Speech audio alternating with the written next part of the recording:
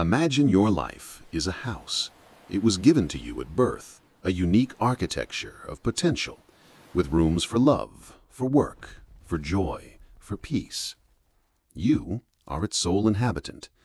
But one day, long ago, perhaps in the vulnerable blueprint stage of childhood, or maybe later, in the midst of a storm, an earthquake struck.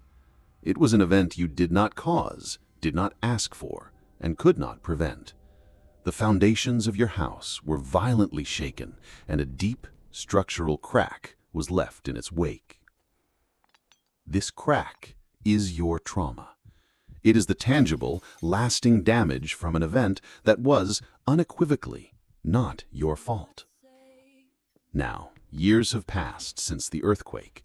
You have become an expert decorator. You've painted the walls in the room of your career with the bright colors of success. You've furnished the room of your relationships with what looks, from the outside, like comfortable and beautiful pieces. You've installed new lighting, hung new art, and tried every possible arrangement to make the house feel whole, to make it look like the earthquake never happened.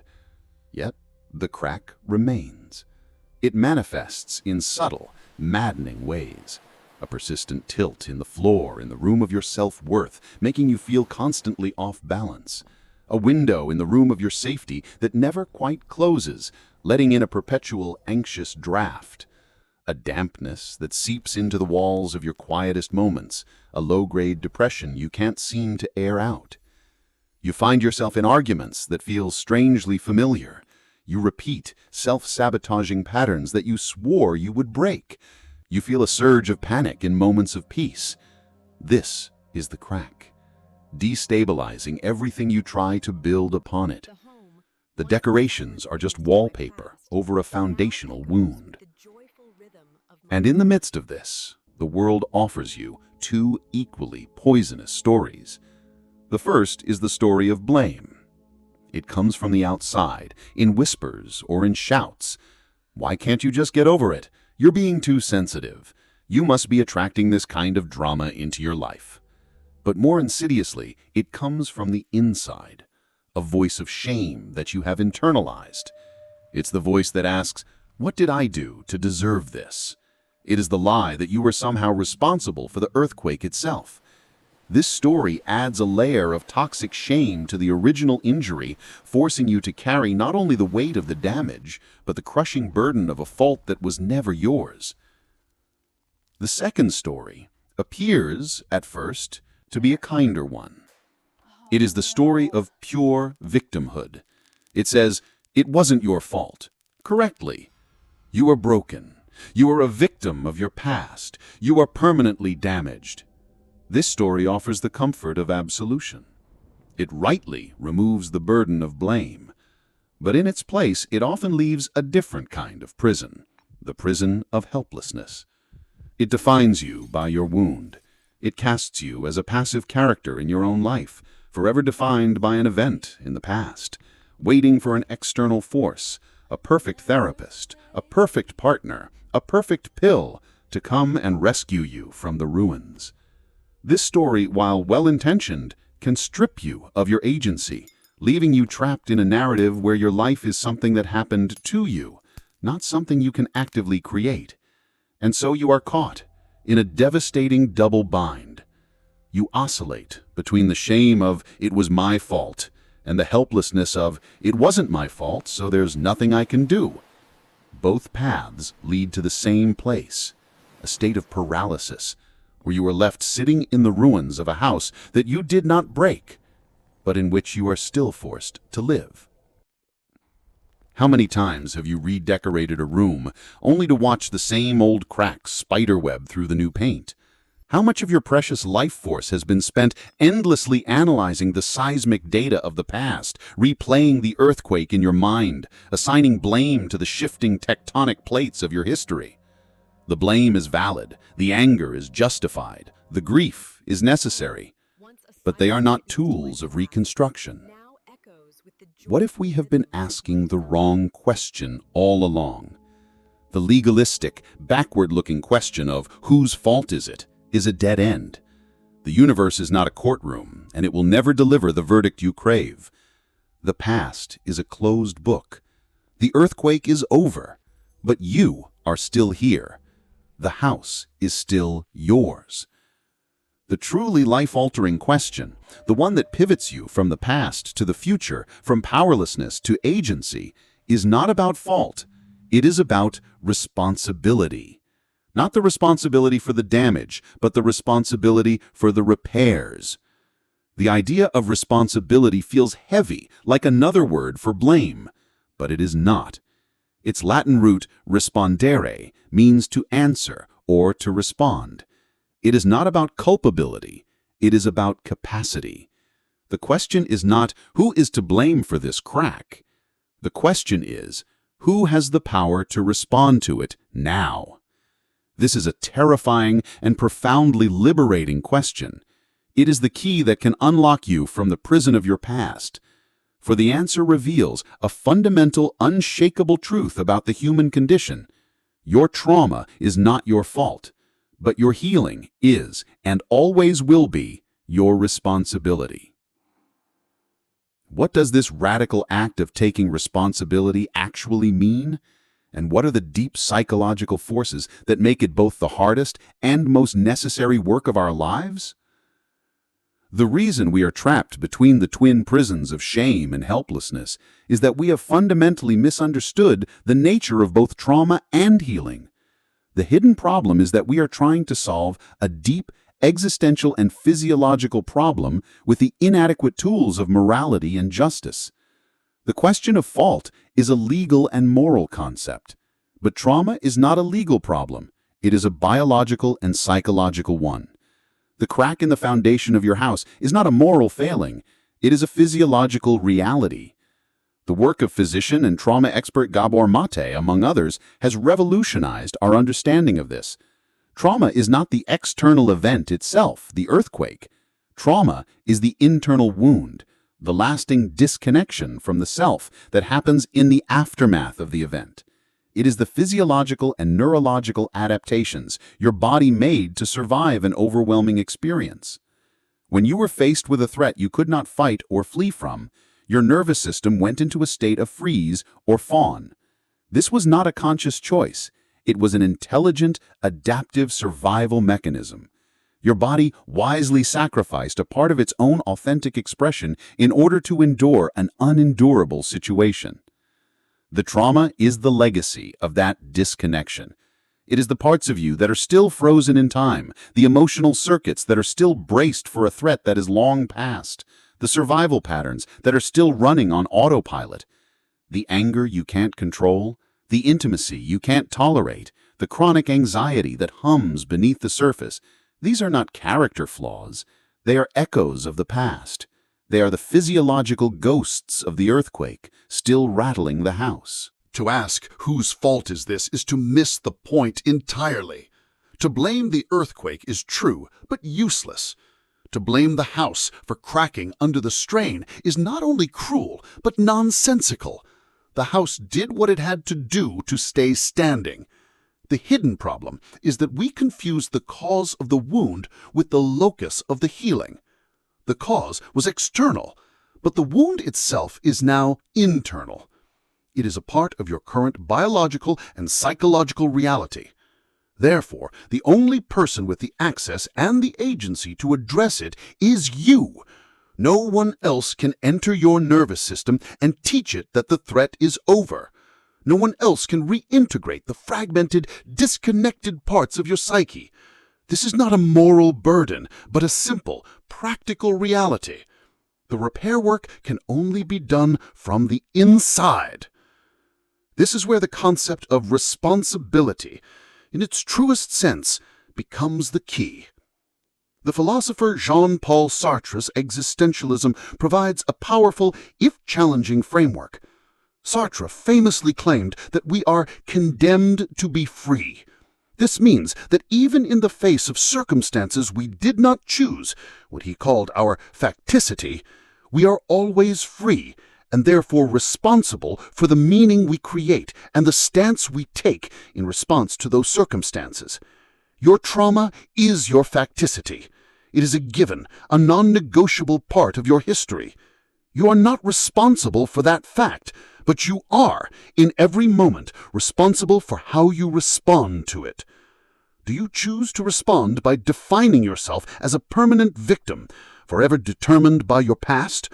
This is an act of what Sartre would call bad faith, a way of denying your own freedom by pretending you are a fixed object, a broken thing, rather than a living, choosing consciousness.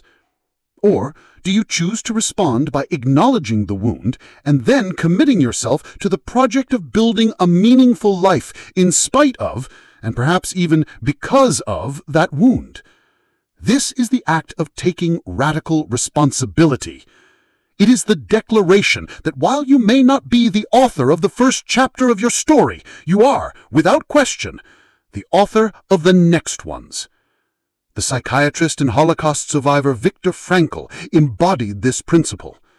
In the most unimaginable of circumstances, surrounded by suffering he did not cause, he discovered the last of the human freedoms, the freedom to choose one's attitude. He separated the fact of his suffering from his response to it. He took responsibility not for his circumstances, but for his own internal stance. This is the pivot from, "Why did this happen to me?" to, "Now that this has happened, what will I do?" The first question is a prison of the past. The second is a gateway to the future. The hidden problem, then, is that we are stuck in the first question. Our culture, with its obsession with blame and victimhood narratives, encourages us to stay there. It is easier to find solidarity in a shared narrative of damage than it is to undertake the lonely, difficult, and profoundly personal work of healing. To take responsibility is to step away from the comforting, if disempowering, identity of the victim. It is to accept the terrifying truth that no one is coming to save you. The cavalry is not on its way.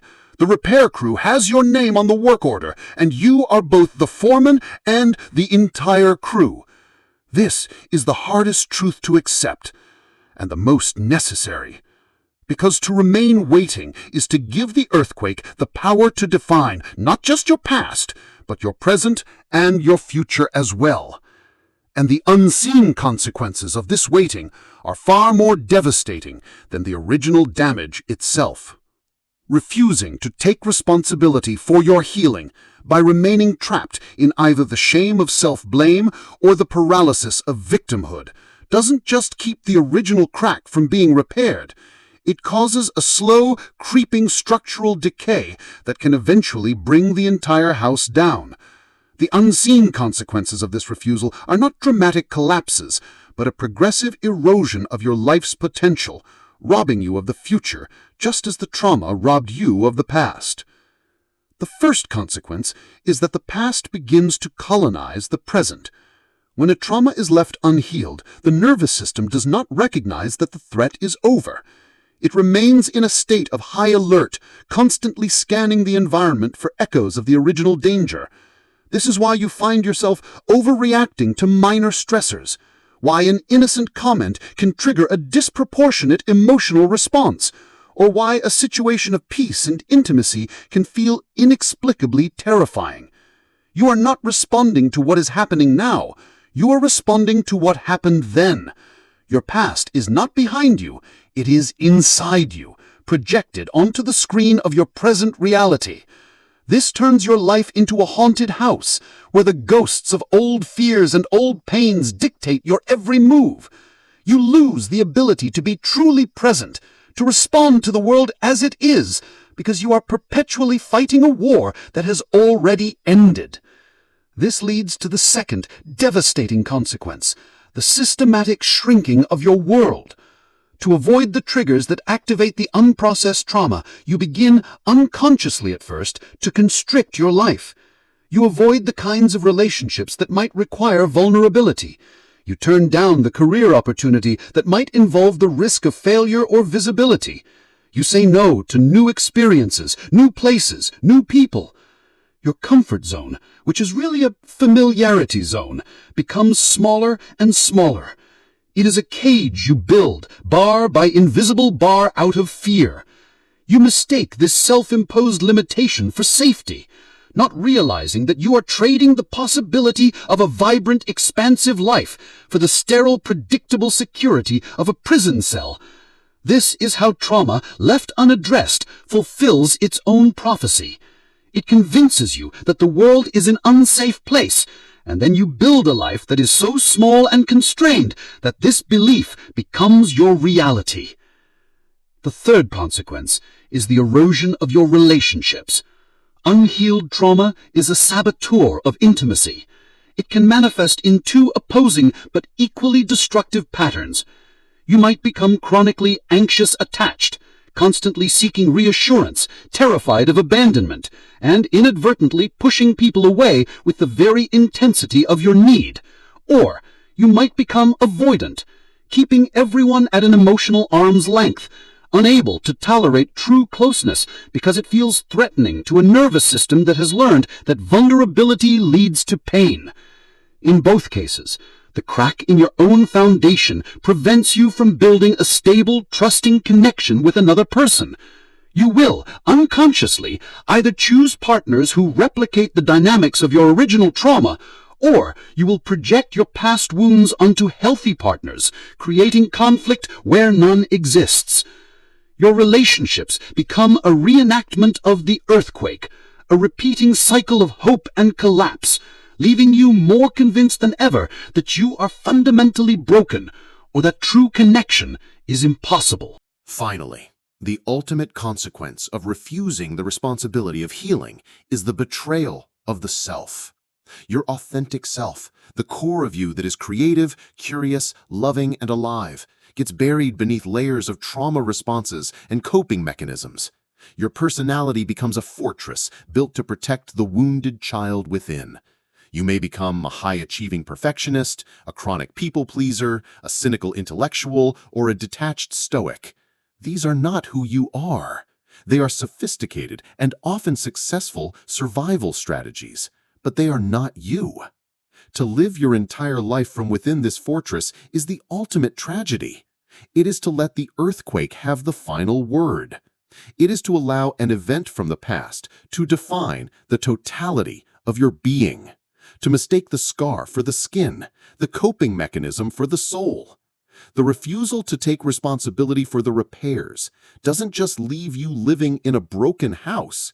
It eventually convinces you that you are the broken house.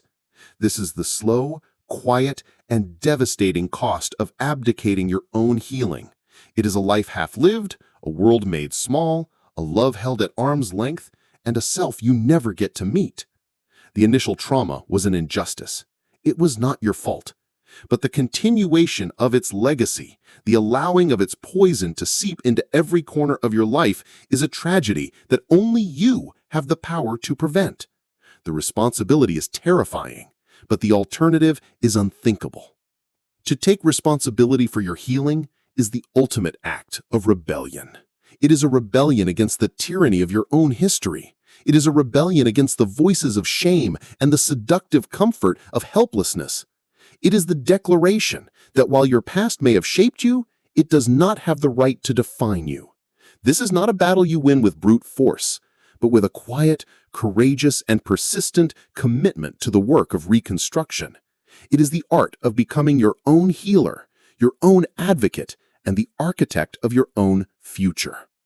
The first act of this rebellion is to turn towards the wound. For years, you have been decorating over the crack, distracting yourself, and running from the pain. The healing begins when you finally stop running and have the courage to look. This is the practice of compassionate self-inquiry. It means creating a safe space to acknowledge the full reality of what happened, and more importantly, the full reality of its impact on you. This is not about wallowing in the past, but about bearing witness to it. It means allowing yourself to feel the grief, the anger, the fear that you may have suppressed for years in order to survive. This is often terrifying work, and it is why it is so frequently done with the support of a skilled therapist, a trusted group, or a contemplative practice. The goal is not to re-traumatize yourself, but to gently and at your own pace Bring the disowned, fragmented parts of your experience back into the light of your own compassionate awareness. You are, for the first time, offering the wounded part of yourself the empathetic witness it never had. The second act of rebellion is to learn the language of your own body. Trauma is not stored in the narrative of the event, it is stored in the nervous system. You cannot think your way out of a physiological state. The healing, therefore, must be somatic. It must involve the body. This is a rebellion against the top-down, intellect-driven approach to self-improvement. It means engaging in practices that help your nervous system learn that the threat is over. This can include trauma-informed yoga, TRE, trauma release exercises, somatic experiencing, breath work, or even something as simple as consciously noticing the feeling of your feet on the ground to anchor you in the present moment. These practices are not about calming down in a superficial sense. They are about sending a deep, clear, and consistent signal from your conscious mind to your primal body that says, "We are safe now. The earthquake is over. You can stand down." With each conscious breath, with each mindful movement, you are literally re-regulating your own biology. You are repairing the foundation at the physiological level. The third and most transformative act of rebellion is the creation of new meaning. You cannot change the past, but you have absolute power to change the story you tell yourself about it. The victim narrative casts you as a passive object to whom a terrible thing happened. The healing narrative, the one you take responsibility for writing, casts you as the protagonist of your own life, a person who has faced immense adversity and is engaged in the heroic journey of reclamation and growth. This is the essence of post-traumatic growth. It is the process of finding the gift in the wound. This does in no way excuse or justify the original trauma. It is an act of spiritual alchemy. It is the ability to look at your deepest wound and find that it has also become the source of your greatest strengths, your compassion, your resilience, your wisdom, your depth. You might realize that surviving your trauma has given you a profound empathy for the suffering of others. You might discover that your journey of healing has led you to a purpose you would have never found otherwise. You are no longer defined by the fact that you were broken. You're defined by the fact that you are consciously, courageously putting yourself back together. This rebellion is a lifelong process, not a one-time fix. There will be days when the old ghosts rattle their chains, when the crack in the foundation seems to tremble. But you will be different. You will no longer be the frightened, unwitting inhabitant of a haunted house. You will be its caretaker, its steward. You will know its broken places, not with shame, but with a deep, compassionate wisdom. You will know how to patch the plaster when a tremor comes, how to soothe the rattling windows, how to sit with the old ache until it passes. To take responsibility for your healing is not to promise yourself a life without pain. It is to promise yourself that you will never again abandon yourself in the midst of that pain. It is the ultimate act of self-love and self-possession, and it is the only path that leads to the final, unshakable truth of who you are. You have taken up the tools of your own reconstruction. You have found the courage to witness your own wounds. You have learned to speak the language of your body, and you have begun the sacred work of authoring a new, more powerful story for your life. You have accepted the immense and liberating weight of your own healing. The house of your life no longer feels haunted. It feels, for the first time, like a home with history, a home with scars, but a home that is fundamentally yours. This journey of radical responsibility does not just repair the damage. It reveals a final, profound, and unshakable truth about the nature of your own being. The ultimate truth is not that you can heal from your trauma.